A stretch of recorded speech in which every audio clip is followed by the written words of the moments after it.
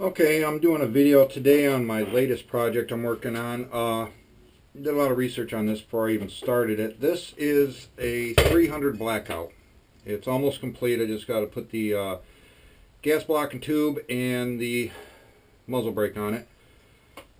See a lot of people doing a lot of these builds, so I thought, why not just try it? I mean, it's really simple. Basically, all it is a different barrel, to be honest with you. The muzzle brake takes a 5/8 thread instead of the 1/2 inch like an AR does.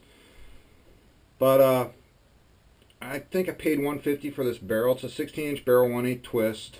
But I thought I'd give this a try. I did a lot of ballistics research on the round, and I kind of like it, and I like the capability that it is because it gives you a lot of options to do it. You can go supersonic or you can go subsonic with it. The problem with this gun right now is finding the ammo. From what I understand, it's kind of difficult to come by, and when you do find it, it can be a little bit on the pricey side. So I just did the next best thing, which was I had about, I don't know, 1,000 or so 223 casings laying around. So what I did was I started loading my own rounds.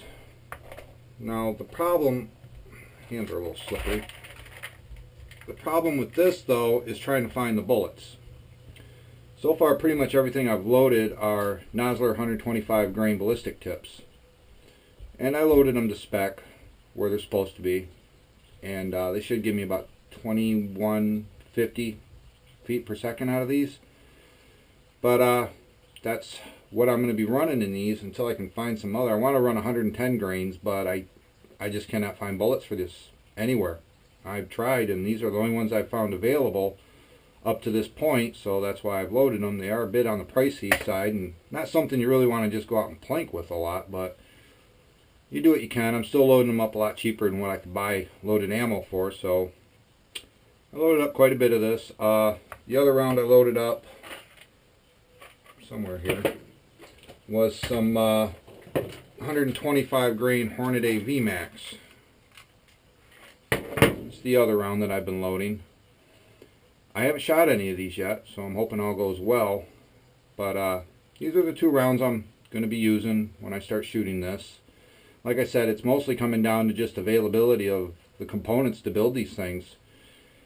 The powder's hard to come by, the bullets are hard to come by. I mean, primers and brass aren't a problem, but it's always, it seems difficult to find one part of it. And what I did when I started this was I basically started off with 223 casings, and I used a little 2-inch chop saw, cut them down, got the resizing dies, resized them, length sized them, and this is what you're basically looking at when you're done. So like I said, I did 1,000 of these because the brass for this can be kind of pricey also, and I already had it laying around, so it wasn't a big deal for me. I already had the primers. The powder was a little more difficult to come by, but I did manage to find some, and I bought about 8 pounds of it. But the main reason I did this was something different. I've got enough ARs and 223 5.56 right now. I don't even know how many I have, but I've got plenty of those. So I thought I would go with a different caliber. I briefly looked at the AK-47, briefly. I just don't care for AK-47s. I never have cared for them. I don't like them. So I thought, you know, when I did the ballistics on this and checked out what this round could do, it's real similar to 123 grain AK-47 round. So I'm looking forward to getting it out and shooting it. I just need to, like I said, I just got to put a gas block and a muzzle brake on it, and that'll be all set to go. But what I really like about this, doing this platform here, is the only thing you got to swap out is the barrel. Every other component is the same. The magazines, the bullet carrier group, the upper lower receiver, everything about this is basically an AR-15. And, you know, if you reload like I do and you've got a bunch of 223 casings laying around, well, that's even better. But like I said, be prepared when you're trying to find components. It's kind of difficult to find them, but that's what I like, is compatibility between this and the AR.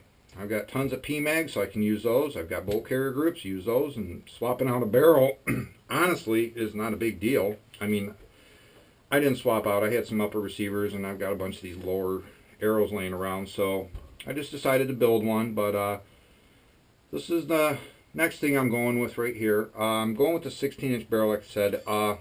They say that, you know, anything over 10 inches for this, from what I understand, you're not gaining anything. The round apparently was designed around a 10-inch barrel, so by putting a longer barrel on it, you're not going to gain anything. But here in the wonderful state of Michigan, we got some stupid laws, so, you know, you can't have an SBR unless you want to make it a designated pistol, which I don't really care to. So I'll just go with the 16-inch for now. Maybe later on down the road I'll make a pistol. I don't know what I'll do. I mean, I still got uppers and lowers laying around that I could pretty much do whatever I want to with it. But for right now, I'm just going to stick with the 16-inch barrel on it, you know, rifle. Just see how it goes, see how everything functions and operates. But everyone that I've talked to so far and who owns these really, really like them.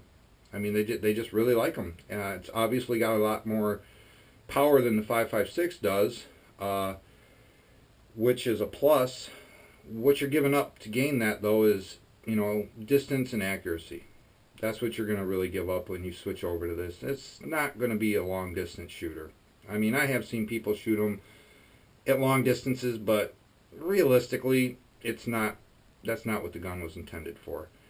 But it does give you a wider selection when it comes to velocities as far as the round goes. I mean, you can slow these things right down to where it's got about pistol speed, which is good. And another positive to this is suppression. I've seen somebody fire one of these with a suppressor on it, and I mean, it's quiet. I mean, it is really, really quiet gun. I don't use suppressors. I don't have any intentions on ever doing that. But if you do own a suppressor and you want to really have a quiet rifle to shoot, this one here, it's really, really quiet when you shoot it from. I mean, I was standing right next to the guy, and I could hear. It was louder here in the bolt cycle than the muzzle blast from it. It's that quiet. So anyone out there who's interested in building a AR platform rifle, something different than the 223, this is a good alternative. I know some guys go with the exotic ones, 6.5s to 6.8s, but you're going to find out when you do one of those, they're a little more expensive to build, and they're definitely a lot more expensive to shoot. I wanted to go with something that I would have most of the components here already to do it with, without having to change a lot of things. Something I could just, you know, swapping out a barrel. How much easier can you get than that? Plus, like I said, you can use your old 223 casings, just cut them down, resize them, and there you go. You're all set. I mean, nothing really to it. Same magazines you use, same capacity for the magazines you use. So this will be my next gun that I take out and shoot. I'm just, like I said, I'm just waiting. I could scavenge some parts off other guns, but I don't like to do that after they're complete. So I'm just waiting on a gas block tube and a muzzle brake for it. And I'm going to put a scope on this one. I'm not even going to run with regular sights on this. I'm just going to put an optic on it. I think I have one laying around here. So that is what I have been up to. I haven't posted a video in a while, so this is what I've been doing. I really look forward to shooting it. I have shot the gun. I mean, I've shot a 300 Blackout. And I like it. I mean, I like shooting it. It's not a bad gun at all. I mean, the round isn't bad. So I'm looking forward to getting this one done, taking it out and seeing, you know, how she performs. Like I said, you're not going to get a lot of distance out of these from what I've seen. It's not designed for that. This is going to be probably something within 350 meters closer in. Probably, I wouldn't think you'd want to go any further with it than that. I know a lot of guys who are hunting with these also. I know a friend of mine, he's taken down quite a few whitetails with them. Says it's very effective. And where I live, I mean, you're really not going to get that far of a shot anyway. It's a lot of woods around here. So anyone out there who's interested in building a 300 Blackout, basically, if you have an AR-15, and all you have to do is swap out the barrel. That's it. If you got an armorer's wrench, that's all you have to do to make your gun into a 300 Blackout is just change the barrel. You can get these barrels for under $200.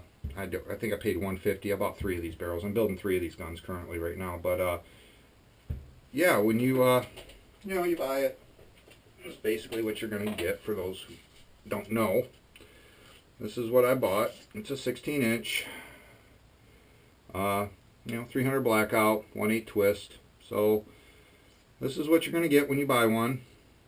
The only difference is it's got a bigger bore in it, and that's about it. Bigger bore and a bigger thread on the muzzle brake or flash suppressor, depending on which way you want to go with it.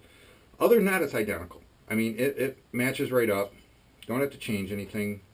It just simplicity, really. I mean, that's what I like about this platform weapon here. You can change out stuff, do just about anything you want to it. And it's not really complicated to do it.